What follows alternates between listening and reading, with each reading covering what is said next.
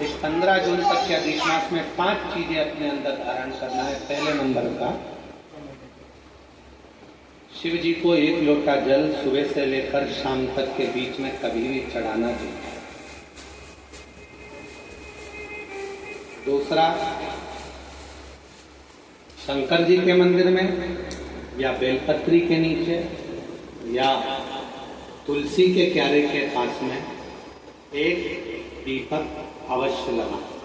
चाहे सुबह लगाएं, चाहे शाम को लगाएं, तुम्हारी मर्जी पड़े। दीपदान जरूर करो, जल जरूर चढ़ाओ। तीसरा, एक बेलपत्री को रख लें और उसी बेलपत्र को पहले दिन से लेकर 17 मई से लेकर अधिक मास के पहले दिन से लेकर अधिक मास के आखिरी दिन तक 15 जून तक एक ही बेलपत्र को एक कागज में या किताब में उसको रख लें। उसको रोज शिव जी को समर्पित करें। श्री शिवाय नमस्तुभ्यं बोलकर अपनी कामना करें। वापिस उठाकर उसको अपने किताब में रख लें। फिर कल वापिस समर्पित करें, फिर वापिस रख लें, फिर वापिस समर्पित करें। 1 महीना अधिक मास का, पुरुषोत्तम मास का यदि एक ही बेलपत्र को सर्वत्र चढ़ाया जाए, उसी बेलपत्र को बारंबार समर्पित करा जाए और उस बेलपत्र को अधिक मास पूर्ण होने के बाद फिर उसको जो आप मालपुआ दान करते हैं, उस मालपुए के साथ अगर दान कर दें तो जिंदगी में कभी किसी के दरवाजे पर हाथ नहीं फैलाना पड़ेगा। भगवान इतनी बरकत आपको प्रदान करेगा, इतनी बरकत। एक बेलपत्र, वही बेलपत्र पहले दिन से चालू होती है।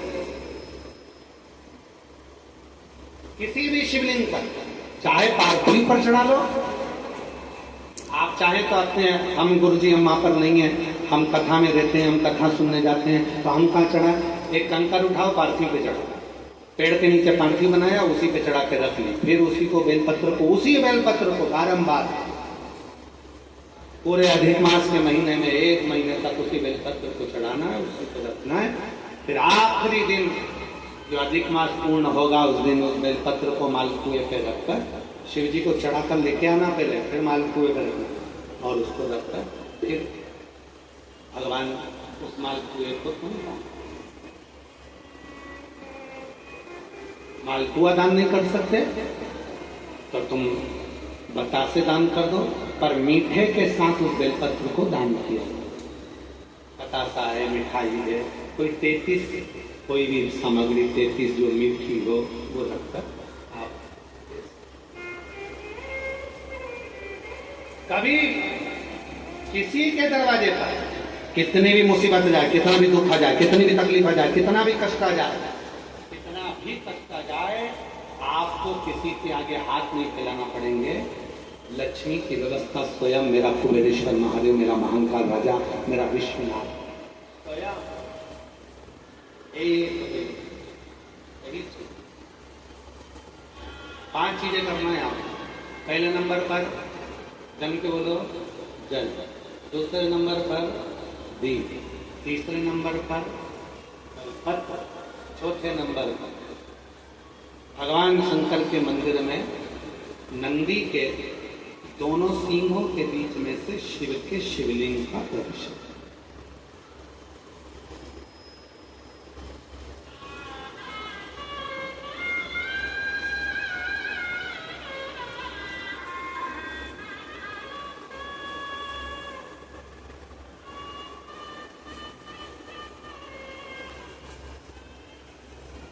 नंदी के जो सींग है, उन सींग के मध्य में से भगवान शंकर, क्यों?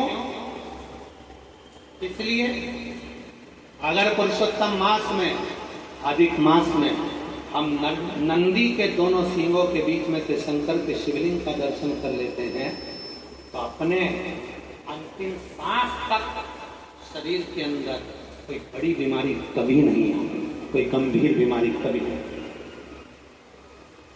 ज्येष्ठा का भी काया है, ज्येष्ठा त्वचा का जो अधिक होता है उसमें अगर सिंग, दोनों सिंगों के बीच में से शिव के शिवलिंग का दर्शन, शरीर में कभी कोई बड़ी बीमारी, ऐसी बीमारी नहीं आएगी जिसका इलाज है ही नहीं। रोतीले होकर, कष्ट भोगकर शरीर को नहीं, बहुत बड़ी बीमारी के साथ शरीर का क्या नहीं है। जो 5वें नंबर पर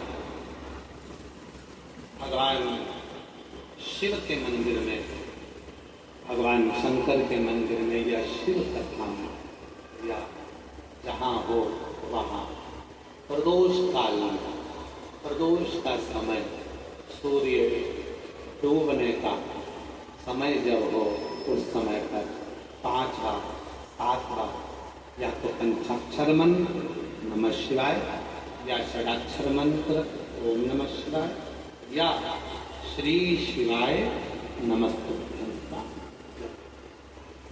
5, ये 5 अधिक मास में शंकर की 5 चीजें धारण कर लो। उसमें सबसे ज्यादा जरूरी जो है जल, बेलपत्र वही चढ़ाना, वही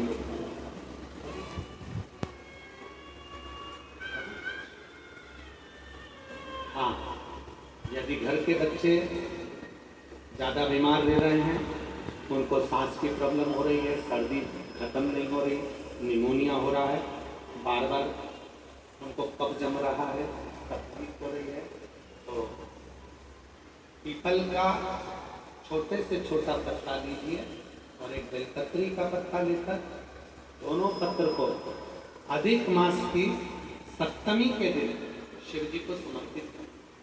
पिपलेश्वर महादेव का नाम लेकर उसको समर्पित करिए। उन दोनों को उठाकर लेकर जाओ, उन दोनों को जहाँ बच्चा रहता है उस घर में किसी भी स्थान पर उसको रख दीजिए।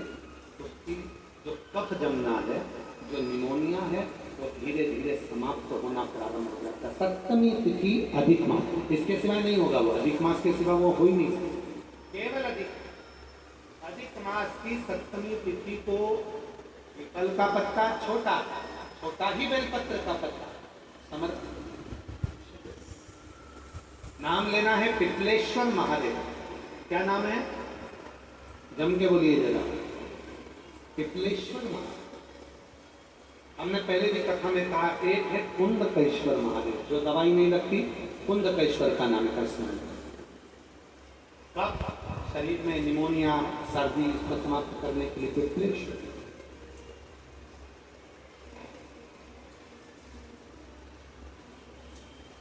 पिपलेश्वर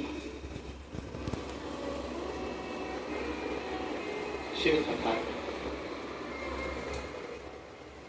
पार्वती